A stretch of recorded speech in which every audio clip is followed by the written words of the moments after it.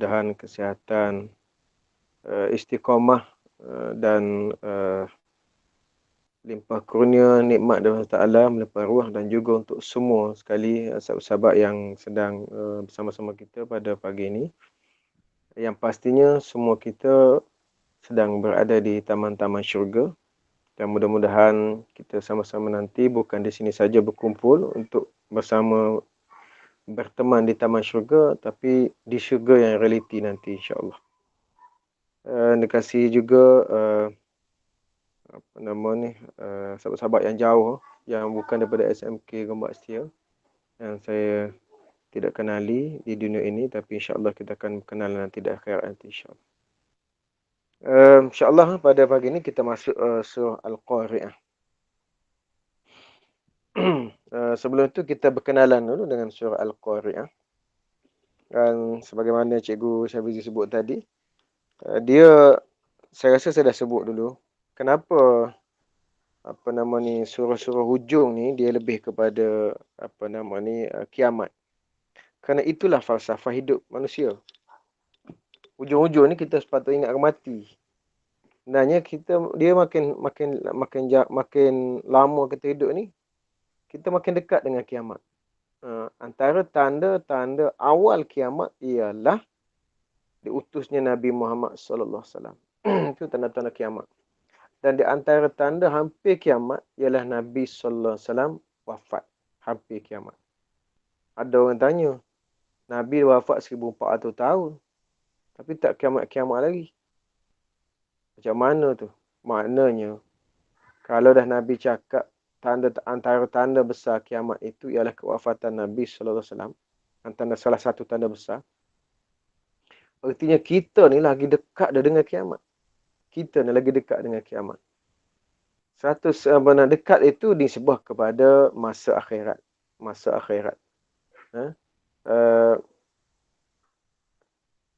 Masa akhirat itu sama dengan satu hari akhirat dan sama dengan 1000 tahun dunia. Jadi kalau Nabi wafat 1400 tahun, 444 tahun ni sekarang ni, maknanya kita dengan Nabi, kita dengan masa akhirat baru satu hari lebih, baru satu hari suku ke satu hari, tak sampai satu hari setengah, tak sampai satu hari suku lagi kot.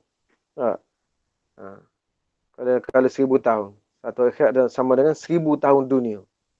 Maknanya dari segi masa dunia memang macam panjang, tapi masa akhirat baru satu hari kita dengan Nabi SAW. Satu hari lebih lah selang kita dengan kewafatan Nabi SAW.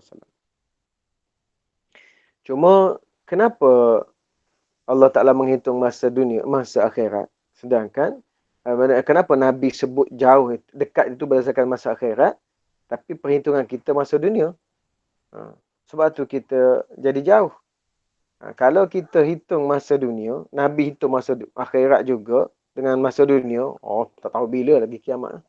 Lepas tu Nabi hitung masa akhirat, tapi kita hidup dengan masa dunia supaya kita ada peluang yang seluas-luasnya untuk bertaubat dan mencari sebanyak mungkin keredaan kepada Allah Subhanahu Wa Taala. Itu di antara hikmahnya.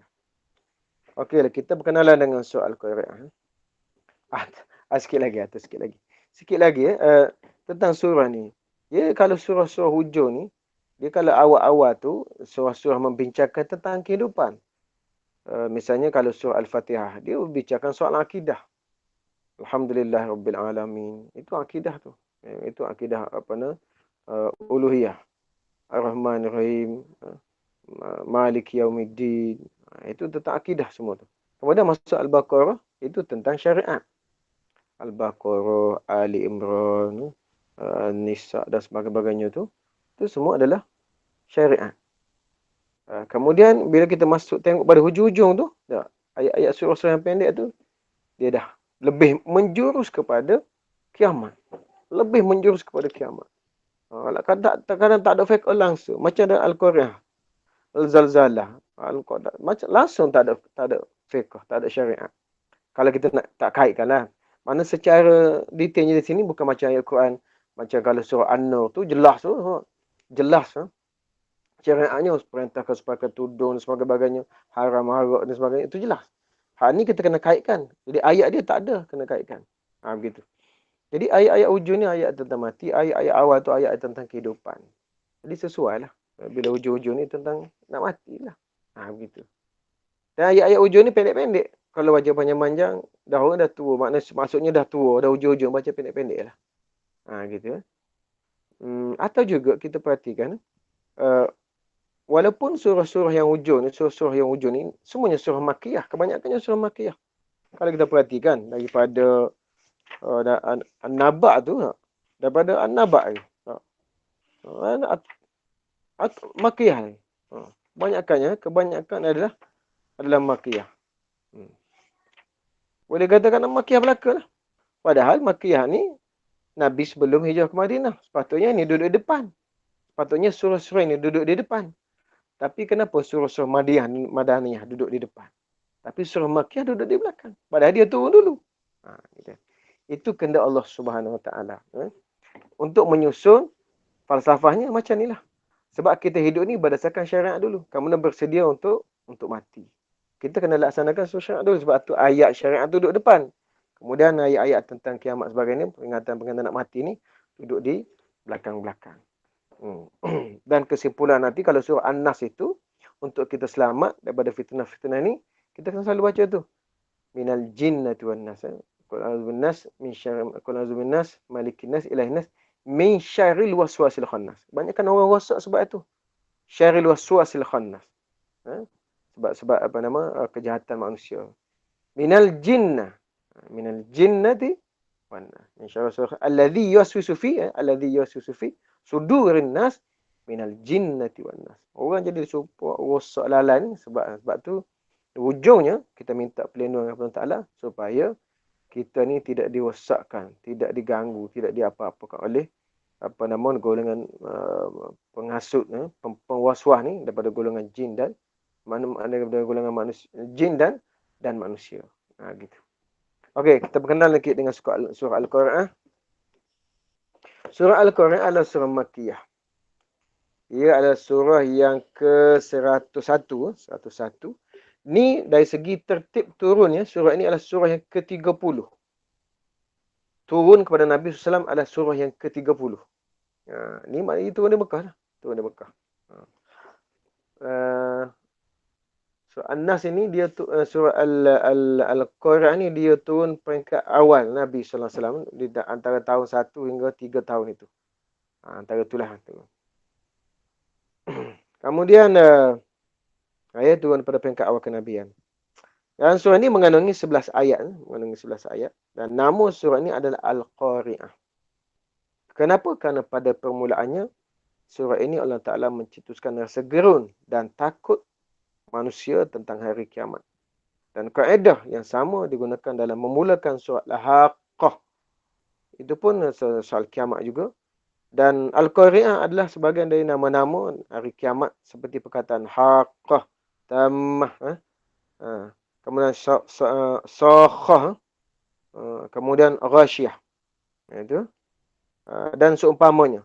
Dan surah ini dinamakan dengan nama Al-Qari'ah kerana boleh mengetuk dan menggugat hati manusia agar takut menghadapi kiamat. Nanti kita bincang apa makna Al-Qari'ah. Al-Qari'ah itu bukan makna kiamat. Al-Qari'ah. Macam juga Al-Haqqah. Macam juga Al-Hisab. Macam juga kata At-Taghabun. Dia ada makna tu. Tapi memang dia isyarat pada kiamat. Tapi makna dia bukan makna kiamat saja. Kiamat tu makna umum. Macam kita kata kalau orang Arab, kalau sesuatu yang penting bagi orang Arab ni biasanya pedang lah. Kalau dulu pedang. Kerana pentingnya pedang ni, dia ada macam-macam nama pedang. Pedang itulah pedang Yaman, pedang Hijaz, pedang Mesir, pedang. Dan pedang tu dia ada macam-macam jenis. Kalau begini-begini. Kalau orang Melayu, dari segi kita orang Melayu ni, keris. Orang Melayu ada macam-macam keris. Ada keris lekuk 3, ada lekuk 7, 5, ada lekuk 7, ada lekuk 9. Kalau keris Minang lain, keris Palembang lain, kalau keris Pahang lain, kalau Pasal apa? Pasal dia melambangkan kepentingan. Dia sama juga macam kiamat ni. Dia walaupun nama tu kiamat, tapi dia ada nama-nama khusus yang lain. Umumnya nama kiamat. Kenapa banyak nama tu? Sebab pentinglah nak menggambarkan berbagai-bagai keadaan kiamat itu dengan berbagai-bagai nama. Gitu ya. Uh, uh, Ad-Din, Ad-Din pun mana kiamat juga, maksud kiamat juga. Apa nama lagi? Banyak nanti kita bincang nanti ya. Okey. Kemudian kaitan surah ini dengan surah sebelumnya, perhati mula, iaitu dengan soalan dia itu antaranya ialah menyifatkan hal ehwal hari kiamat. Kerana Allah bermaksud, patutkah kamu bersikap demikian? Ini tidakkah mahu sedar dan insaf apabila kubur dibongkarkan. Macam semalam kita bincangkan. Idza bu'thira ma fil kubur. Wa idza bu'thira ma fil kubur. Apabila kubur, afala ya'lamu idza bu'thira, bila kubur tu dikeluarkan daripada kubur tu, manusia lah kita kata, manusia. Jadi dan apabila didedahkan segala yang terpendam dalam dada, wa husila ma fis sudur, dan akhir sekali inna rabbahum bihim yauma idzin khabir.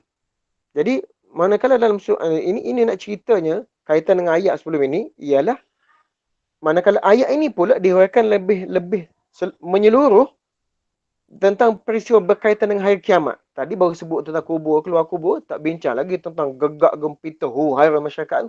Baru sebut tentang afala ya'lamu idza bu'thira ma fil kubur. Allah sebut begitu aja. Wa usila ma fis sudur, dan Allah tahu apa dalam hati. Dia tak cerita macam mana kesebukan hari kiamat itu. Dinamakan Al-Qari'ah di surah ini tu, kenapa nak Al-Qari'ah tu? Orang ni dia macam kita apa? Apa gitu.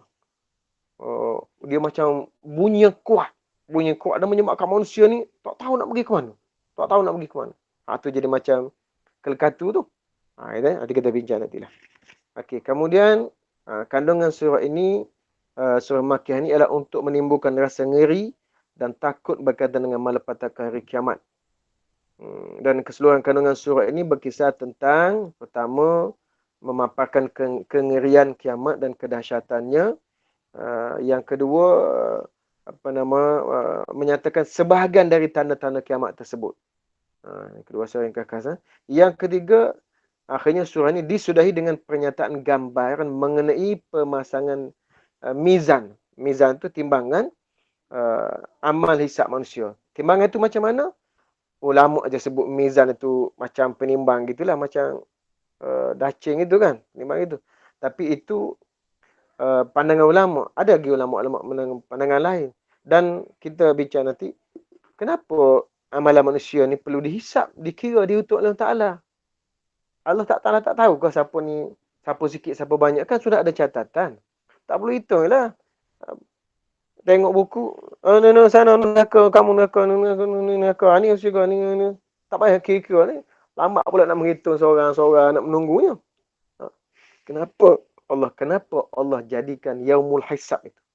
Salah satu nama kiamat, hari perhitungan. Kenapa amalan manusia dikira? Maksudnya, tak boleh nak congok lagi, kena kira, kena timbang-timbang ni.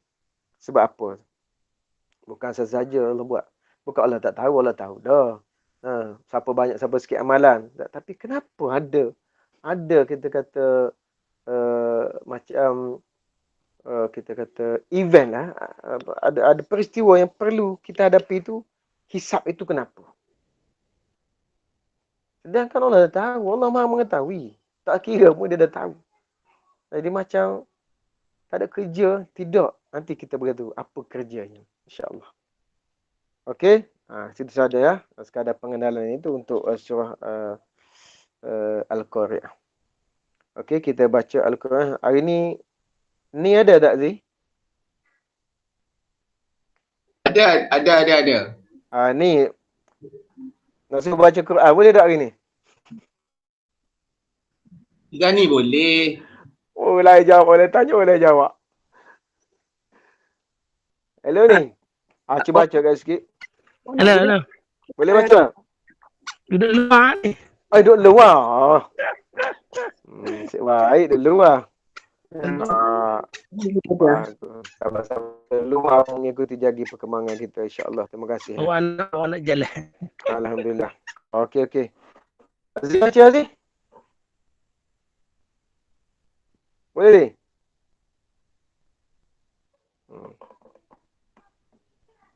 Tak apa lah, saya baca lah. Boleh. Aziz baca. Saja nak main bagi ni. Minasyaitonirrajim. Bismillahirrahmanirrahim. Al-Qari'ah. Mal-Qari'ah. Wa ma adraka mal-Qari'ah. Yawma yakunun nasu kal-farashil mabthuth.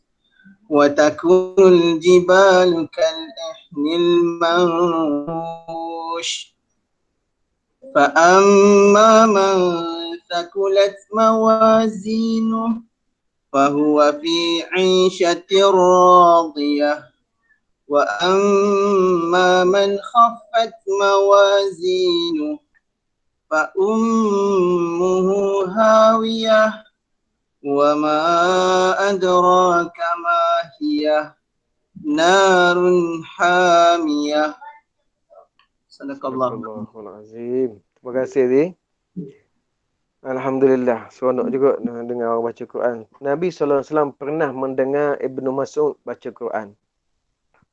Kemudian pagi besok tu Nabi beritahulah, pagi besok nak kata Nabi SAW, Allah, malam tadi aku lalu tepi rumah kamu, aku dengar kamu baca Quran. Aku duduk situ sampai kamu habis baca Quran.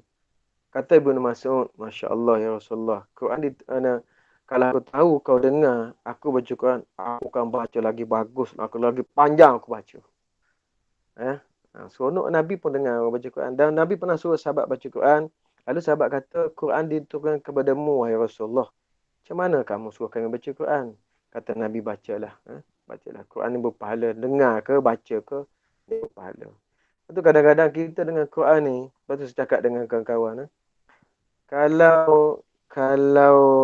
Kalau malah nak baca, dengarlah. Kalau malah nak dengar, matilah. Gitulah. Tak payah hidup lah. Dengar pun malah. Sekurang-kurangnya dengarlah Quran. Dalam kenderaan ke, dalam sambil duduk baring-baring tu, biar kita tidur dalam alunan Al-Quran. Dan saya yakin kalau orang serabut ni kalau baca Quran cepat sangat tidur. Pasal apa dia tak nak bagi baca Quran? Sebab tu antara, kalau kita ruqyah orang, antara tanda-tanda seseorang itu diganggu, ya, kalau kita baca Quran, kita baca ayat-ayat Quran, dia akan menguap. Allah, panjang sampai sakit ni. Sampai dia kata, Ustaz, saya dah sakit ni. Menguap sangat. Tapi masa bercakap, sembang elok pula. Bersembuh dia bercakap. Tapi kalau ruqyah dia sampai terlelap. Kenapa dia terlelap? Kerana syaitan tak nak bagi dia dengar Quran. Itu je tujuan dia. Itu tujuannya. Supaya jangan dengar Quran. Lepas tu saya perasan juga, kalau kita susah nak tidur kan, kita dah ambil wuduk tapi susah nak tidur, baca surah Sajdah. Baca surah Sajdah ni, setakat ni lah, tak sempat habis. Surah Sajdah. Kadang-kadang tak sampai pun tempat ayat sujud tu. Dihilang gitu. Pasal apa? Pasal syaitan tak nak bagi berhabis. Antaranya. Apa? Kalau kita baca sampai habis, rugi pula dia. Jadi kita berpahala, dia tak boleh, syaitan jealous kalau orang berpahala ni. Dia sebab tu perangai orang dengki ni perangai syaitan. Orang dengki ni adalah orang yang tidak suka orang lain mendapat nikmat, biar dia tak dapat pun. Tu orang panggil orang dengki. Sama kat syaitan. Dia tak suka orang berpahala. Dan memang dia tak boleh pahala, dia ahli neraka, tapi dia tak suka orang berpahala. Tu perangai syaitan. Gitu. So dengarlah Quran. Lepas tu kalau suami isteri saling membaca. Suami baca, isteri dengar, isteri baca, suami dengar. Isteri tak baca, suami tak baca, tak dengar apa-apa. Okey, maksud dia, bismillahirrahmanirrahim. Al-Qari'. Kalau kita perhatikan terjemahan 2-3 terjemahan sini. Misalnya kalau dalam terjemahan yang betul-betul terjemahan ni, dia bukan tafsir. Dia terjemah apa kalau Al-Qari'ah? Dia terjemah hari kiamat. Al-Qari'ah adalah hari kiamat. Al-Qari'ah, hari kiamat terjemah. Mal-Qari'ah, apa itu Al-Qari'ah? Wa ma adraka mal-Qari'ah? Apakah kamu tahu tentang Al-Qari'ah? Dia tak terjemah apa makna Al-Qari'ah tu. Tu dia waktu kita kata macam-macam aja. Contoh kalau macam tafsir Al-Munir. Dia terjemah gitu juga. Hari kiamat, Al-Qari'ah. Kalau sofa tu tafsir. Macam tu juga. Dia tak terjemah. Apa nama? Hari kiamat itu. Apa nak Al-Qari'ah atau apa dia? Dia terjemah hari kiamat. Sedangkan Al-Qari'ah tu sebahagian nama hari kiamat. Bukan hari kiamat. Tapi dia adalah sebahagian hari kiamat. Mana kalau kita kata keris lah. Keris. Tapi keris tu keris apa? Keris lekuk 3 ke? Lekuk 7 ke? Lekuk 9 ke? Keris tu keris mana pula? Besinya pada besi apa? Maksudnya gitu. Okey. Tapi kalau macam Ahli Quran tu dia lain pula. Kalau Ahli Quran, kalau ataupun Buya Hamka, dia lain. Contohnya kalau Ahli Quran, Ahli Quran dia Al-Qari'ah. Dia sebut sebagai hari yang penuh kebisingan dan kegemparan. Gitu. Tu bahasa baru tu makna Al-Qari'ah sebenar. Kalau contoh kalau macam Ibn Katsir, kita, Imam Ibn Katsir pun orang terjemah hari kiamat. Al-Qari'ah hari kiamat. Itu bukan makna Al-Qari'ah. Dah. Sebab tu kalau kita baca ni, 2-3 buku tu, saya sebut kan. Saya sebut. Kalau kita baca 2-3-4 buku, kita akan nampak. Kenapa? Yang ni kenapa terjemah hari yang penuh kebisingan dan kegemparan. Kalau kita baca, kita tengok Buya Hamka. Kalau Buya Hamka, sebut apa? Buya Hamka pun lah. Buya Hamka lagi, Buya Hamka sebut Al-Qari'ah, penggegar. Mal-Qari'ah, apa penggegar itu? Wa ma adraka mal-Qari'ah, sudah tahukah engkau apakah penggegar itu? Al-Qari'ah maknanya penggegar. Penyebab kepada berlakunya goncangan, menyebabkan orang jadi huru-hara. Tak tahu nak pergi ke mana. Dia terjemah gitu. Ada lain-lain.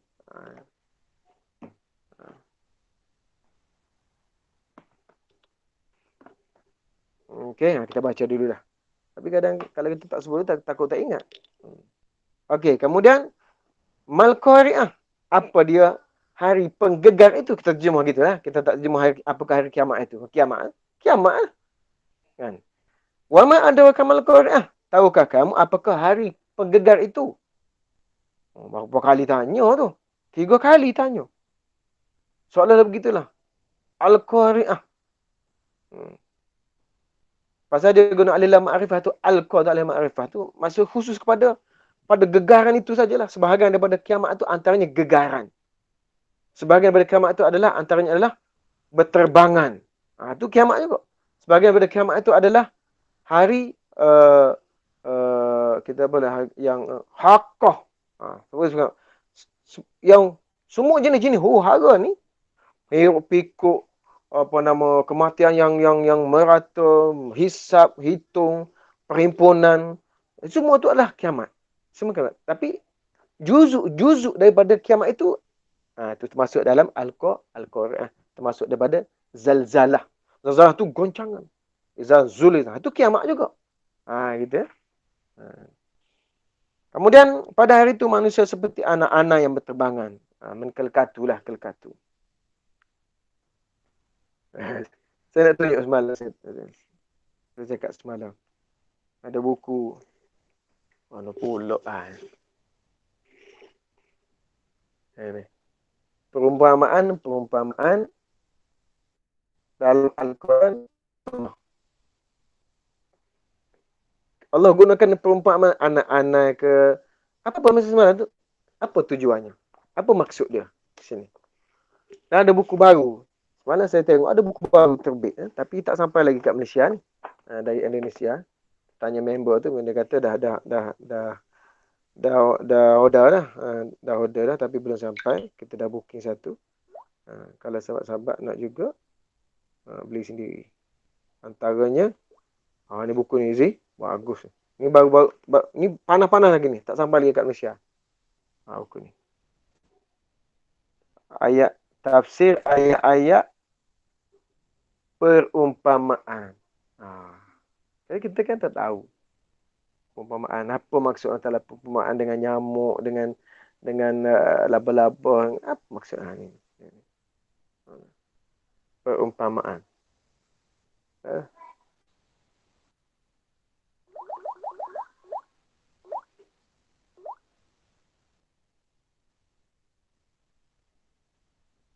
Okey. Banyak iklan ya. Okey, kemudian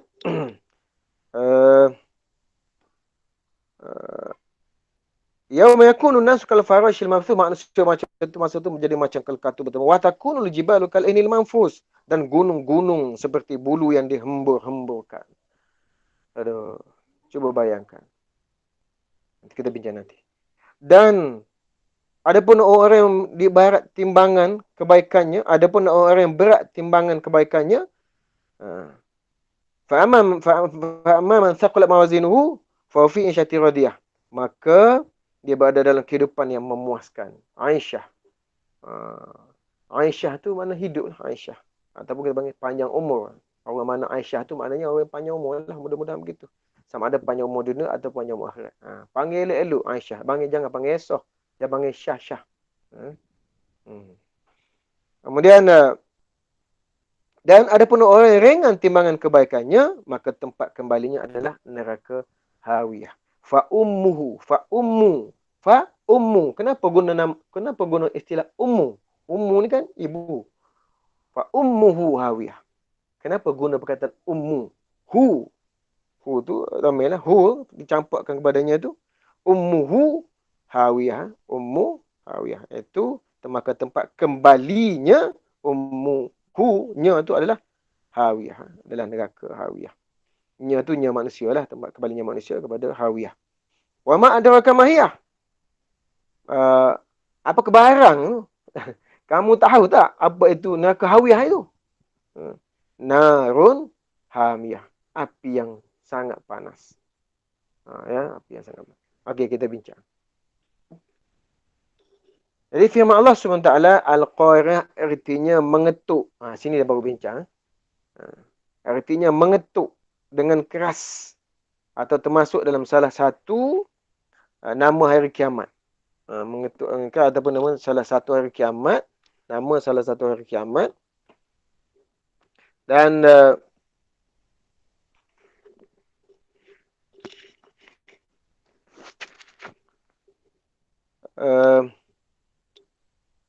dan juga termasuk dalam masalah kiamat itu adalah haqqah, samamah, sakhah dan al-ghasyah dan lain-lain. Ini sahabat-sahabat saya nak sebutkan nama-nama kiamat dengan maknanya sekali ya. Agak panjang sikit yang ni ya. Kita berhenti on time ya. Jangan risau. 9.60 kita siap. Antaranya nama-nama kiamat ni iaitu yang pertama di sini. Yang pertama nama kiamat itu namanya Yaumul Qiyamah. Satu.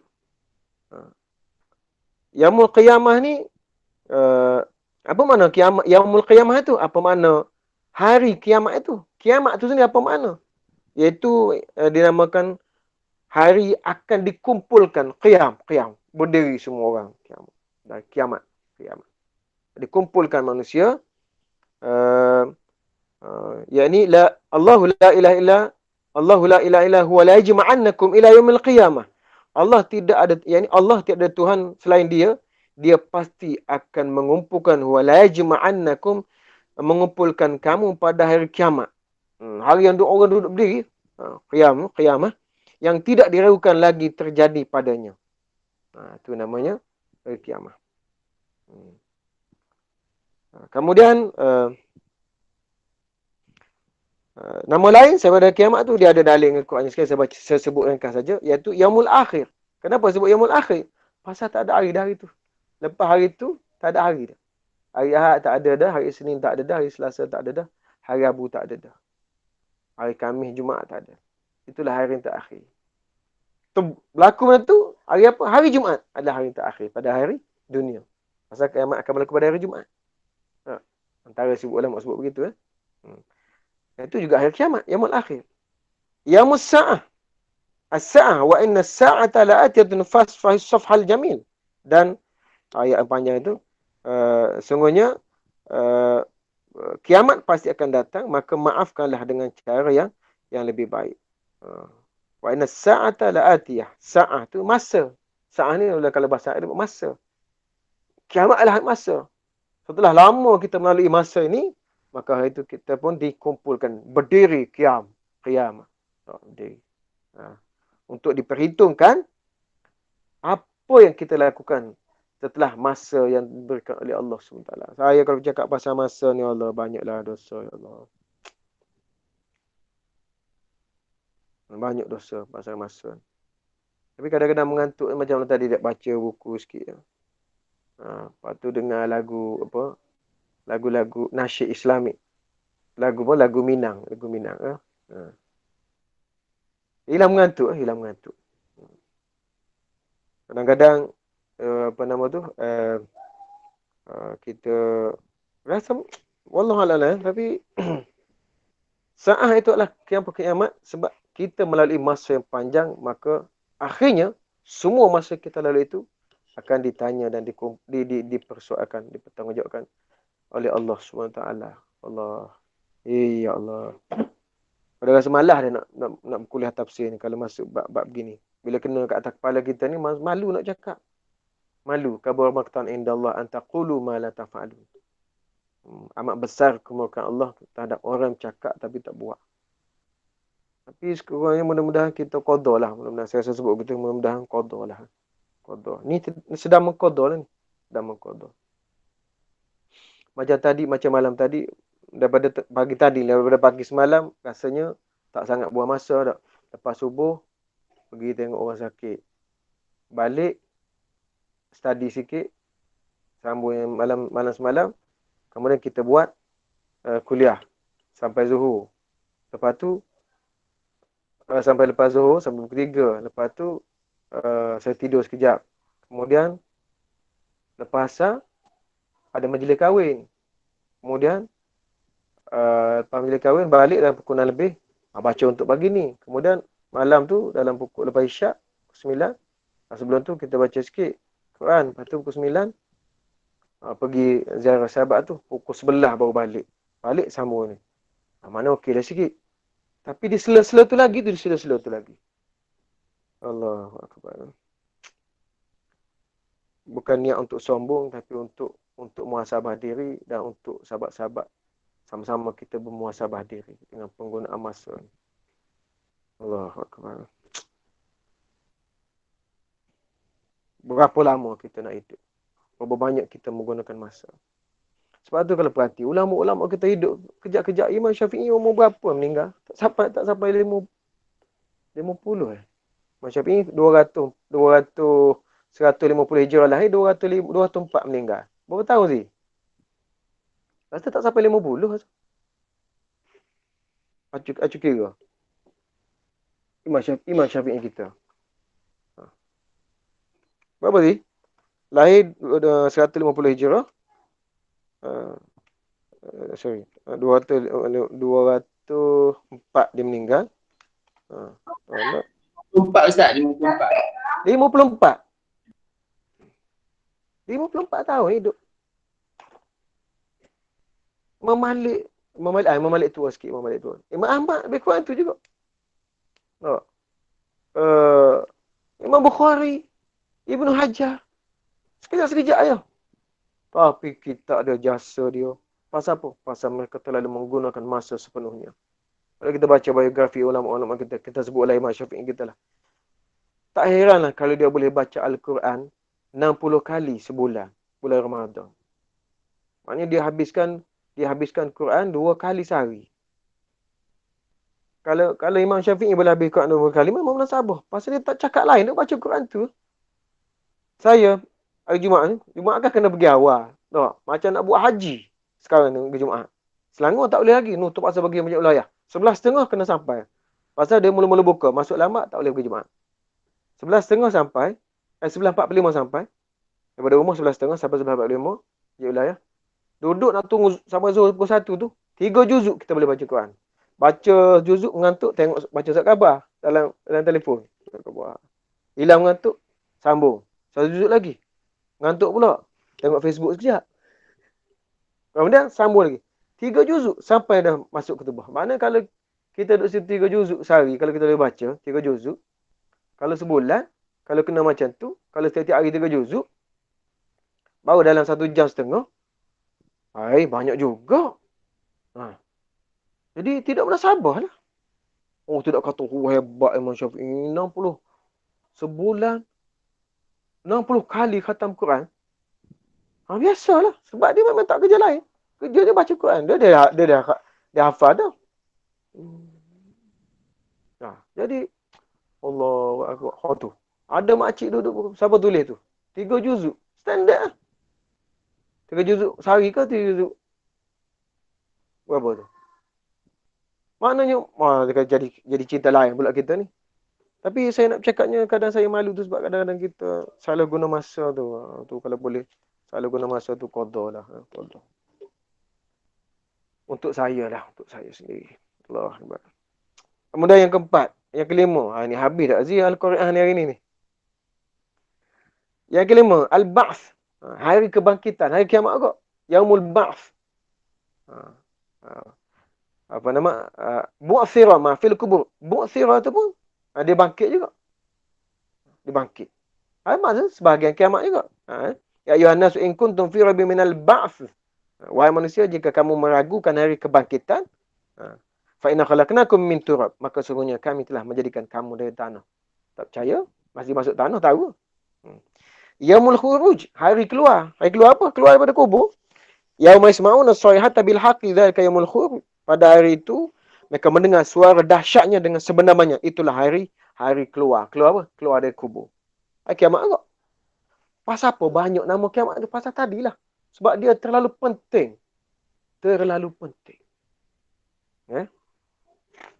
Hari kiamat. Al-Qari'ah. Hari kiamat kok. Hari apa? Hari yang bencana, yang menggemparkan, yang memekikkan, yang membisingkan, yang memukul, yang kedahsyatan itu. Nak gambarkan itu. Kemudian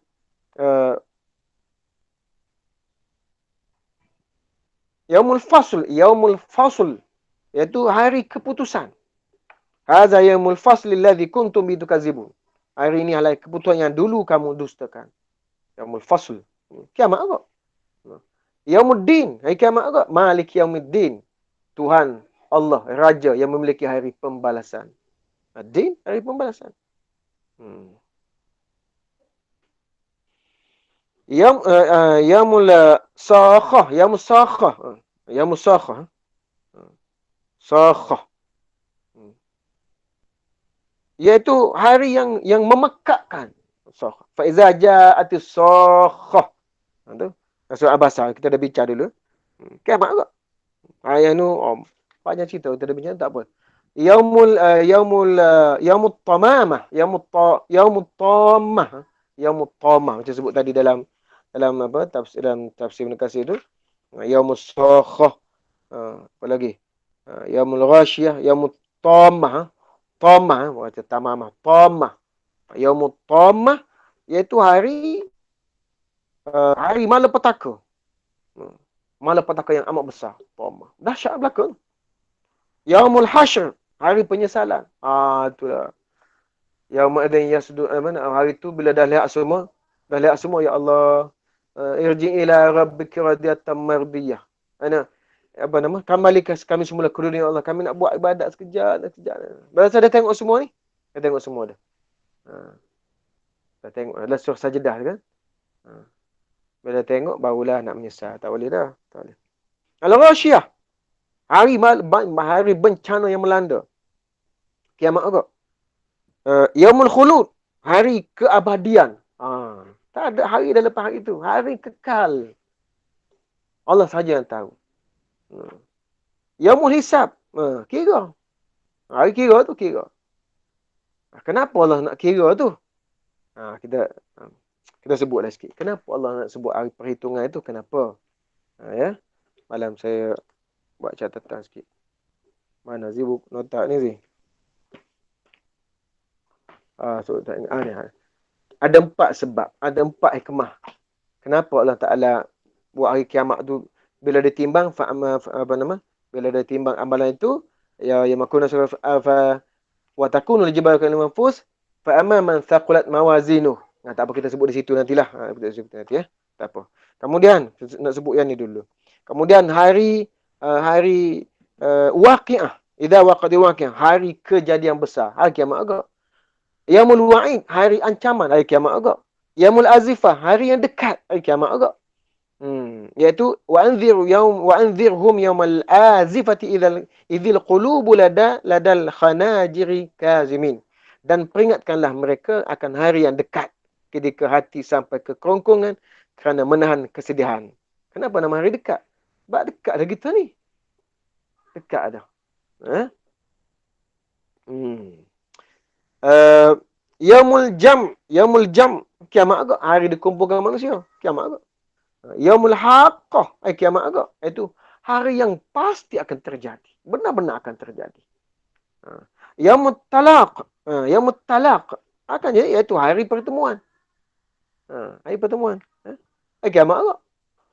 Yaumut tanad, hari pemanggilan, hari kiamat agak. Dipanggil semua. Daripada Nabi Adam sampailah orang terakhir. Hari Jumaat ni, kalau hari Jumaat ni kiamat. Tapi tak lagi pasal hari Jumaat tak keluar lagi. Dajjal tak ke mana lagi. Yaumut taghabun, hari pengambilan. Kiamat agak. Kita tak bincang pengalaman. Habis. Ada 22 nama kiamat. 22 nama kiamat. Dan termasuklah Al-Qari'ah.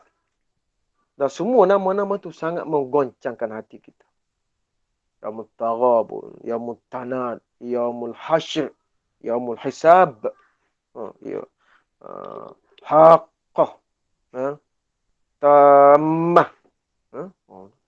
Sebut pun tahu. Haqqah. Waqi'ah. Qari'ah. Zalzalah. Lepas tu kalau kita perhati kaedah bahasa Arab dia, dari falsafah dia. Kalau dia sebutnya gini, berat-berat tu maksudnya ngeri lah tu. Qiyamah. Yaumul qiyamah. Maksudnya benda tu besar. Benda tu mengerikan. Ya ada falsafah huruf dalam bahasa Arab tu.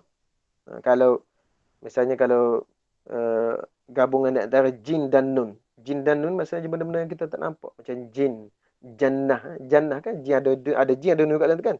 Benda-benda syurga kita tak nampak. Jin. Jin. Benda-benda yang gaib gitu.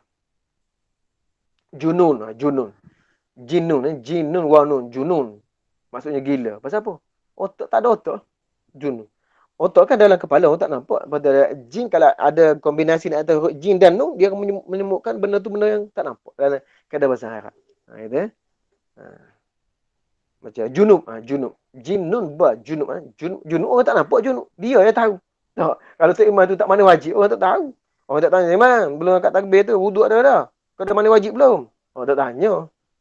Pasal orang tak nampak. Junub, jinnun ba junub.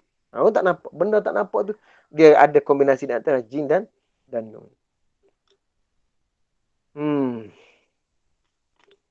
Kemudian, lambat benar pula ni. 9:30 dah Zee. Pasal apa lambat ni? Okey, kemudian Allah Ta'ala berfirman dan membesarkan dan mengagungkan perkara kiamat. Iaitu, wa ma adraka mal qari'ah, dan tahukah kamu apa kata hari kiamat. Kemudian Allah SWT menafsirkannya dengan firmannya lagi. Yauma yakunun nasu kal farashil mabsus. Itulah tafsir Allah Ta'ala tentang hari qari'ah itu. Iaitu hari manusia pada hari itu bagaikan kelkatu. Al-firash. Ada kata rama-rama. Berterbangan. Yang ini mereka menyebar dan terpisah-pisah pulang dan pergi kerana mereka bingung terhadap kejadian dan di hari itu. Seolah-olah mereka adalah larun yang berterbangan. Baca Buya Hamka. Baca sendirilah Buya Hamka. Zee baca. Ada buku tu, Zee baca Buya Hamka. Lagi sedap dia punya bahasa dia. Kemudian selanjutnya Allah Ta'ala bersebut. dalam firman Allah Ta'ala yang lain dalam surah Al-Qamar, ka'annahum jaradum muntashir, seakan-akan mereka belalang yang berterbangan. Cuba tengok belalang. Tak tahu ke mana. Tak ada destinasi. Sebab itulah gambaran kiamat. Selanjutnya Allah Ta'ala berfirman, wa takunu lijibalu ka'inil manfus, dan gunung-gunung seperti bulu yang dihemburkan, yang ditiup. Yang ni seakan-akan gunung-gunung itu menjadi bulu-bulu domba, bulu-bulu kambing, bulu kambing yang berterbangan ditiup angin sehingga melayang-layang kemudian menghilang. Macam kita kata, kalau kita kata bulu kambing tu, kalau kita gunting, kita lambung, angin tiup dia menjadi kecil, jadi kecil. Dan kita boleh tengok sebenarnya kita ni besar mana, bumi ni besar mana sebenarnya kalau nak dibandingkan dengan matahari. Berapa ribu bumi perlu kalau nak top up matahari, nak tutup matahari, berapa ribu bumi diperlukan untuk menopak permukaan matahari. Dah kalau bumi yang besar ni, kita nak pergi ke Amerika pun 12 ke 13 jam ke berapa jam. Tak. Lebih 12 tak. Pergi ke Mekah pun 9 jam, takkan Amerika 12 jam.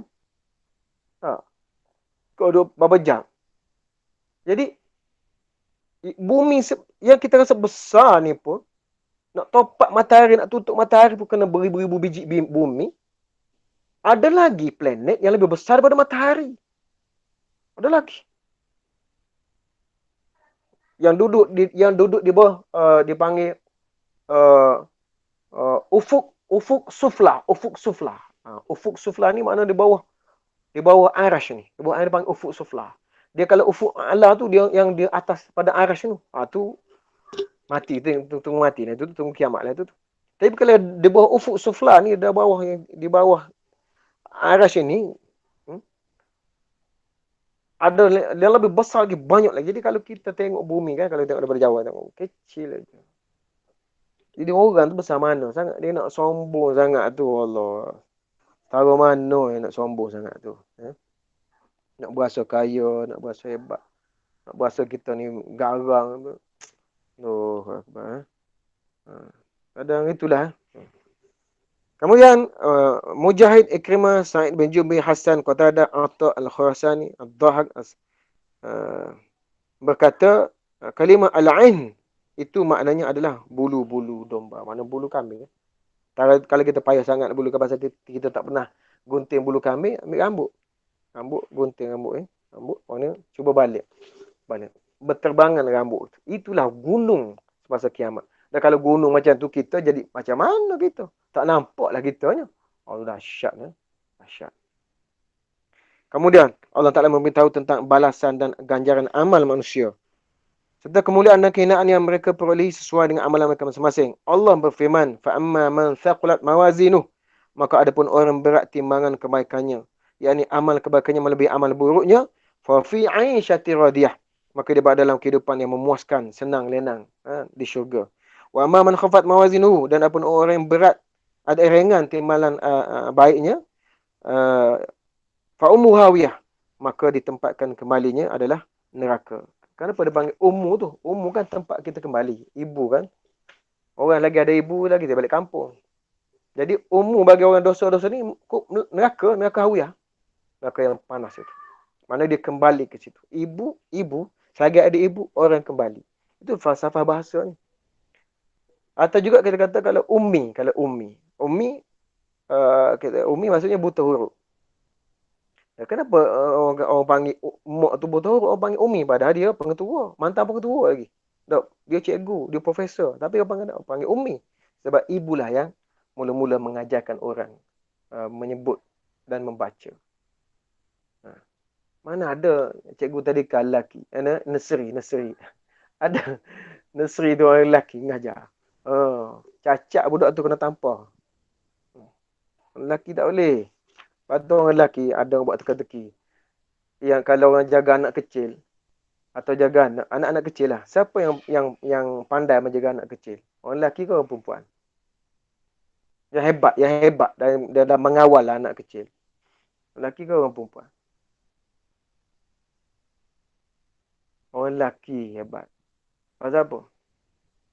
Orang lelaki suami jaga anak. Dia kata dia bagi satu benda, dia kata duduk situ. Kau jangan gerak, kau jangan pergi ke mana. Kau bangun, siap kau, kau sepak kau. Tak bangun budak tu.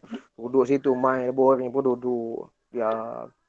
Kalau dengan mak dia, dalam kain pun dia masuk. Mak dia masak, dia masuk dalam baju dia. Mak dia apa dia berseboh kat kaki tu. Tak pandai jaga anak tak. Macam begitu. Padahal bukan begitu. Tapi nak sebutnya, orang lelaki tak boleh jaga anak. Kecil-kecil. Hati dia tampaknya. Sebab tu sebut ummu tu. Waktu kita kata dalam bahasa Arab ni yang banyak. Dia kaya. Sebab tu Allah pilih Quran tu dalam bahasa Arab. Inna anzalna Qur'anan Arabiyyah. Kenapa? Hanya dalam dunia ni hanya bahasa Arab saja ada falsafah. Falsafah bahasa. Macam tadi lah. Kalau gabungan jin dan nun. Apa maksud dia? Kalau jenis-jenis huruf kita panggil apa dalam tajwid tu huruf yang bersifat halq tu. Jenis sebut-sebut berat tu. Dia makna pun berat juga. Makna dia pun berat juga. Itu. Azabun azim. Kan? Orang tak baca azabun azim. Ini sebut baca azabun azim. Sebut pun macam kasar pun azim. Azabun syadid. Kol-koloh lagi tu. Maknanya, kalau kita kata, budak. Maknanya, gerak tu. Kau tampar. Gerak tu. Maksud kau bahasa Arab ni, tapi orang Melayu tu bahasa bukan bahasakan bunyi. Dia ni bahasakan huruf itu. Mewakili maksudnya apa. Maksudnya apa. Gitu. Sebab tu bukan saja Allah sebut dalam Quran tu, Alif Lam Mim. Cuba perhati apa maksud. Apa yang berbincangkan dalam surah yang dimulakan Alif Lam Mim. Kalau misalkan, kalau contoh misalkan, Alif Lam Mim Sod. Apa bincang dia? Apa perbincangan dia? Cuba tengok. Sebab mula lagi gitu. Sebab dia mulakan dengan begitu. Hamim. Apa maksudnya? Dengan bunyi sebut Hamim. Huruf-huruf yang biasa tu. Hamim. Apa maksud? Apa perbincangan dia? Dia tidak seberat seperti huruf semua. Kaf, ha, ya, ain, sod. Apa perbincangan dia? Sebenarnya? Dengan panjang, dengan berat-berat huruf tu. Sebab tu dia ada falsafah dia. Itu lain kali. Bukan di sinilah. Cuma sebut sini. Ummu. Fa ummuhu. Dia akan kembali ke neraka. Dan ada pun yang berkata maknanya adalah jatuh terjungkul. Tersongkur dalam api neraka jahanam dengan kepala dulu. Masuk kepala dulu. Masuk kepala dulu. Makna seperti ini diwakilkan oleh Ibn Abbas. Dari Ikrimah, dari Abu Saleh dan Qatadah. Qatadah berkata dia jatuh ke dalam neraka dengan kepala di bawah. Dan Abu Saleh juga mengatakan mereka jatuh ke dalam api neraka dengan kepala di bawah. Kita kan kalau jatuh sungai, kalau jatuh laut, kalau jatuh kaki dulu tahan juga. Katalah jatuh sungai. Sungai tu dalamnya parah lutut. Kalau jatuh kaki dulu, selamat walaupun tak menang. Kalau jatuh kepala dulu, walaupun air tu separas betis, mati kita. Dah jatuh kepala dulu, tersungkur, lekat pula kepala dalam lumpur, mati. Orang kata dia tu jatuh dalam parit mana? Tu belakang rumah. Alah, cetek ya. Jatuh kepala dulu. Sebab tu mati tu. Kalau jatuh melebok begini, tak apa. Dia oi, tolong. Ni jatuh kepala dulu. Lekat pula situ. Mati. Itu. Mana ceritanya, masuk kepala dulu ni dengan hinanya. Hina. Macam ada seorang sahabat kan, dalam perang apa, saya lupa. Allah selamat. Dia diutus oleh sahabat, oleh panglima perang. Oleh Rasulullah untuk pergi jumpa dengan raja tu. Dia kata, pembesar-pembesar tu kata, raja wakil dia datang ni jumpa kita. Kemudian, okey. Dia kata, puak ni tak tunduk ke orang ni. Dia hanya tunjuk kepada Tuhan dia. Ke orang dia tak tunduk. Dia kata, tak apa. Kita buat pintu gerbang tu rendah. Rendah. Bila nak masuk ke istana tu, nak menghadap raja tu, kita buat rendah. Jadi kena macam rokok lah nak masuk tu. Panjang cerita lah. Habis sahabat tu bila sampai dekat dengan raja tu, nak masuk, dia nampak singgasana raja tu, nak masuk. Dia kata kalau tunduk ni, memang kena tunduk lah. Pasal semua masuk tu tunduk. Pasal dah benda tu rendah gitu. Mana kalau kita pergi kat pengantin kan, dia buat, apa kita panggil apa tu? Pintu gerbang tu kan. Masuk ke bawah tu kan. Jadi kalau masuk gitu, kena buat begini kan, kalau raja kan. Ni dia tahu orang ni, orang Islam ni tak sembah orang. Dia sembah Allah je. Dia pun buat perendah tu supaya nampak, kena tunduk lah. Sahabat buat apa tau? Sahabat masuk punggung dulu. Dia bagi punggung dulu. Lepas tu dia baru pusing, dia berdiri. Dia kata, cok dia. Mana memang tak sembuh orang sungguh. Dia punggung. Dia nak sebut kebijaksanaan. Cuma nak sebut di sini ialah kalau kepala tu maksudnya hina lah kalau jatuh dalam neraka. Mana kalau kita rasa hina diri tu, kita jumpa orang besar, raja, kita maksud kita merendahkan kepala itu, maksudnya kita ni menghina diri. Ada yang berpendapat bahawa makna ayat tersebut ialah maka tempat kembalinya pada kebangkitan adalah neraka Hawiyah. Hawiyah adalah satu nama dari nama-nama neraka. Nama neraka pun banyak pula sini. Semula lah kita semula. Kemudian Ibnu Jarir berkata, dikatakan tempat kembalinya ke Hawiyah kerana tidak ada tempat lagi selain daripada itu. Dan kata Ibnu Zaid berkata Hawiyah itu neraka sebagai tempat kembalinya dan tempat tinggal, lebih kurang lah. Dan Ibnu Hatim berkata, diwakilkan dari Qatadah, dia berkata Hawiyah itu nama neraka dan itulah tempat tinggal mereka. Kerana itulah Allah Ta'ala berfirman dalam tafsir neraka Hawiyah, wa ma adraka ma hiya narun hamiyah, dan tahukah kamu apa itu neraka Hawiyah, iaitu neraka yang api yang sangat panas. Dan hadis Nabi Islam, semuanya hadis ni sama je maksud lebih kurangnya. Cuma saya baca maksudnya begini, iaitu daripada Abu Hurairah. Hadis ini hadis riwayat Bukhari, hadis riwayat hadis Bukhari dan Muslim. Api anak keturunan Adam yang kalian yang kita nyalakan itu merupakan satu bahagian dari 70 dari bahagian api neraka Jahannam yang sekarang ada. Merupakan 70 daripada bahagian api neraka Jahannam. Maknanya sudah dari kepanasannya sudah dikecilkan. Sampai 70 kita kata bahagian daripada yang kalau yang pertama tu jam lah kita. Dan para sahabat berkata walaupun satu bahagian, akan tetapi ia sudah cukup wahai Rasulullah, kata sahabat. Yang akan 70 satu pun cukup dah, panas. Dan sesungguhnya satu bahagian dari api itu ditambah lagi dengan 69 bahagian. Jadi hadis ini diriwayatkan oleh Bukhari dan Muslim. Itulah kepanasan api neraka. Kita tahu kan, kepanasan kita di dunia ni kalau api ni 100 darjah Celsius. Tapi kalau lava tu, dia panggil apa tu, yang gunung berapi tu, dia 2000, kepanasan 2000 darjah Celsius. Kepanasan gunung berapi tu. Dia panggil apa? Lava tak? Lava dia tu. 2000 darjah Celsius kepanasan. Tu hak di dunia lagi tu. Hak di dunia. Kalau neraka, Wallahu a'lam lah. Kemudian Imam Ahmad mengatakan hadis Abu Hurairah, kata dia sesungguhnya penduduk neraka yang paling ringan seksanya adalah orang yang dipakaikan 2 selipar sehingga mendidihlah otaknya. Ini seorang antaranya katanya yang saya tahulah setakat ni, iaitu Abu Talib.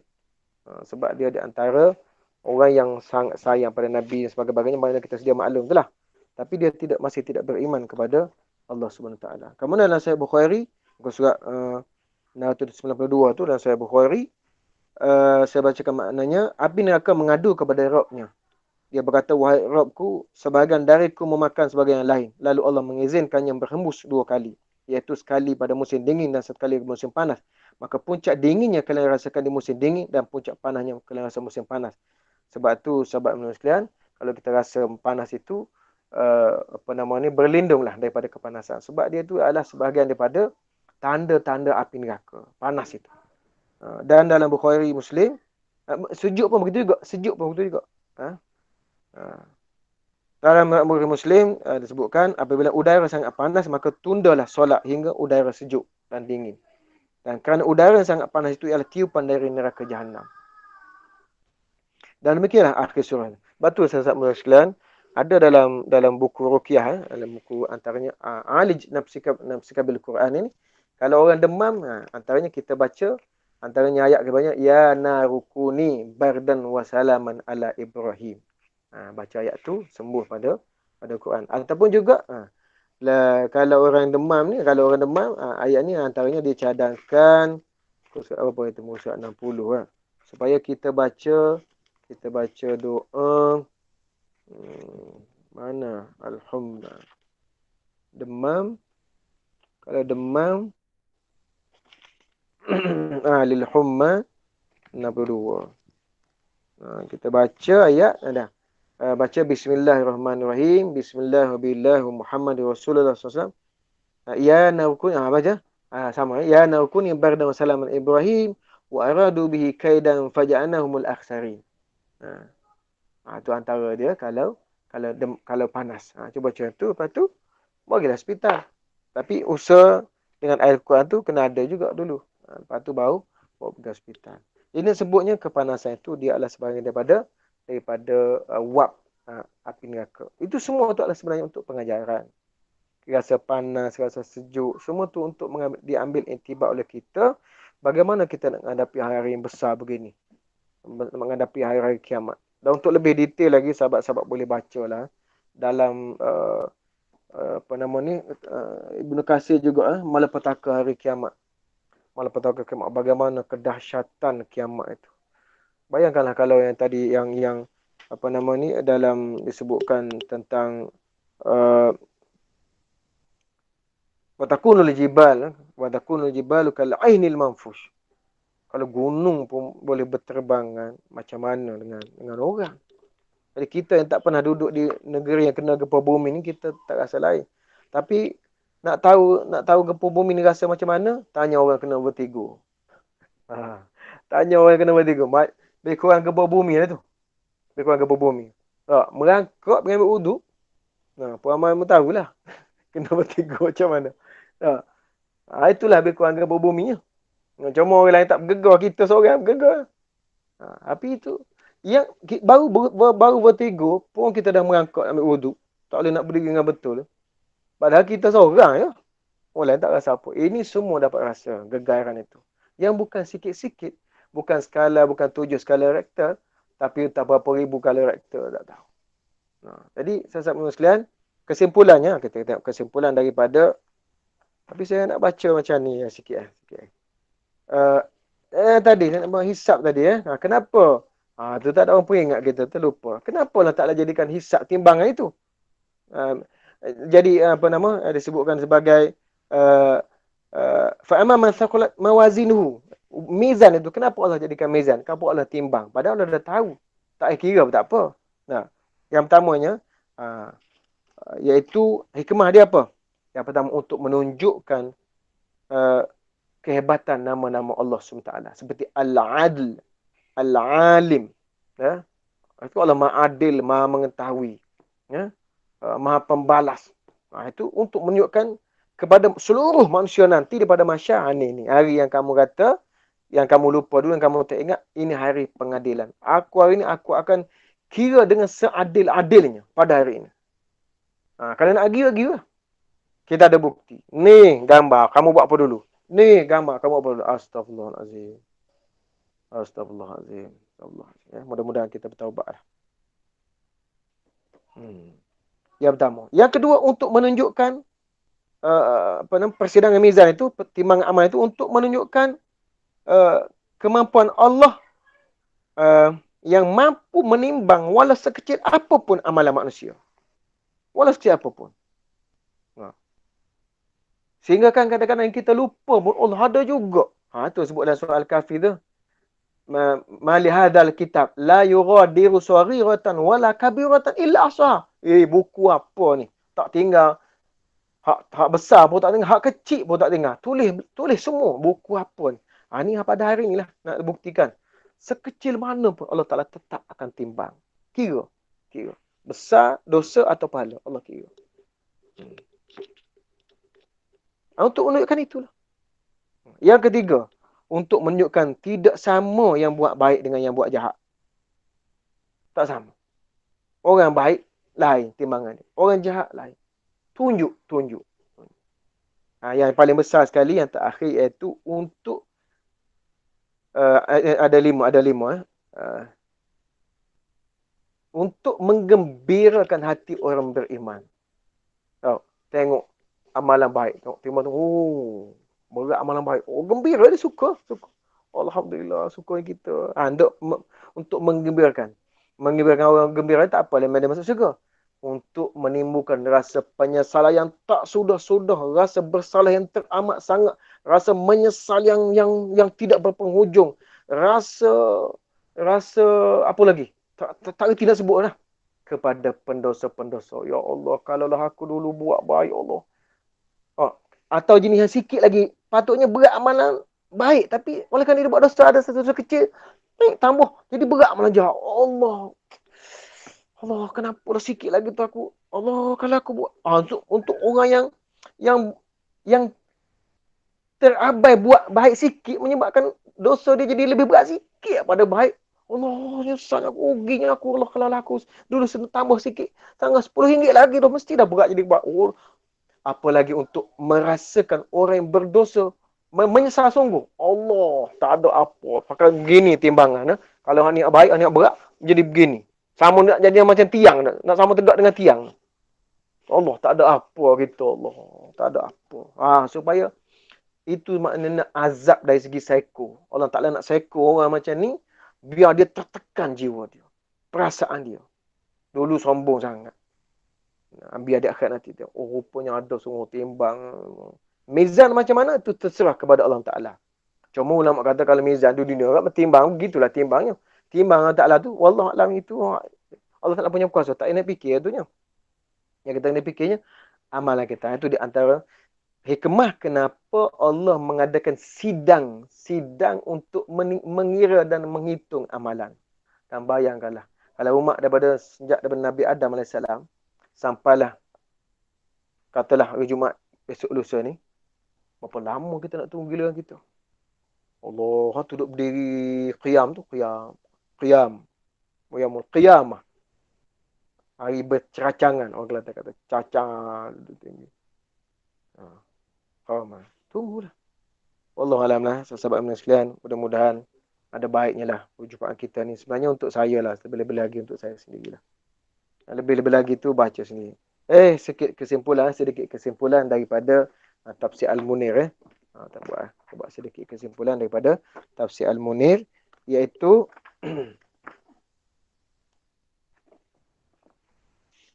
kesimpulan dia, lain tak ada kesimpulan. Al-Munir dia buat kesimpulan. Iaitu pedoman hidup dan hukum hakam. Yang pertama sekali, istinbat mana kesimpulan daripada semua ni, ringkasnya saya sebut, peristiwa kiamat mengandungi malapetaka yang ngeri dan dahsyat. Dan huru-hara yang timbul menggugah rasa takut yang amat sangat menggegarkan hati dan dentuman yang memekikkan telinga.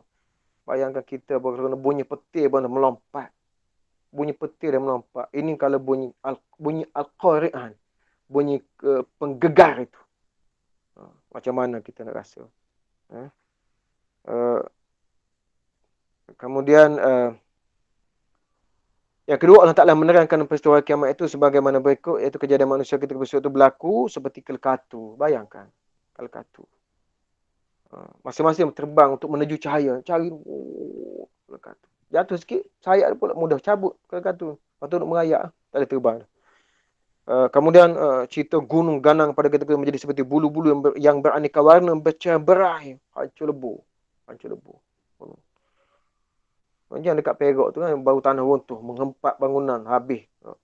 Tu baru tanah runtuh, bukan dekat gunung campak atas rumah tu. Tu gunung belum berterbangan lagi. Ya. Kemudian menjadikan macam-macam. Ya. Kemudian yang ketiga, Allah mengkategorikan manusia pada hari kiamat pada dua golongan. Iaitu timbangan, kerana timbangan masing-masing, iaitu kalau yang berat amalan baik, di syurga, berat amalan jahat, maka dia neraka.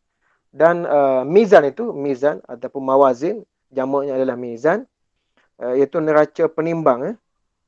Mawazin itu mufrad dia, mawazin adalah jamak kepada perkataan mizan. Mizan itu, mawazin adalah jamak ataupun kita panggil plural kepada perkataan mizan. Mawazin tu jamak dia, mizan itu mufrad dia, iaitu neraca penimbang amal kebaikan bagi hamba yang taat dan sebaik-baiknya ditimbang. Apabila amalan kebaikan lebih banyak, maka dimasukkan ke syurga, dan dibawa pula amalan kejahatan bagi hamba yang kufur dengan sebut buruk gambaran lalu ditimbang. Apabila amalan keburukan lebih berat, maka dia akan masukkan golongan neraka. Dan kata Abu Bakar As-Siddiq, beratnya timbangan amal kebaikan bagi orang beruntung ialah kerana mereka mengikut kebenaran di dunia, maka diberatkanlah timbangan mereka. Dan sememangnya fungsi mizan itu adalah apabila letakkan kebenaran, maka ianya akan tetap menjadi berat. Manakala apabila letakkan kebatilan di dalamnya, maka dia akan menjadi ringan. Jadi ringan kebaikan lah bila letak kebatilan. Jadi sahabat sekalian, sama-sama lah kita berusaha untuk memenuhkan timbangan kita dengan amal-amalan supaya mizan kita nanti berat pada sebelah kebaikan, bukan ringan pada sebelah kebaikan. Mudah-mudahan kita masuk dalam golongan orang yang hidup fi 'aisyati radiyah, hidup dalam keadaan diredai oleh Allah Taala dalam syurga nanti insya-Allah. Wallahu alam. Terima kasih Zee. Terima kasih perhatian sahabat-sahabat sekalian. Mohon maaf segala kesalahan. Yang lebih-lebih itu daripada Allah Taala yang membantu kelemahan saya. Saya kembali kepada penerbit rancangan kita. Cikgu Syafizi.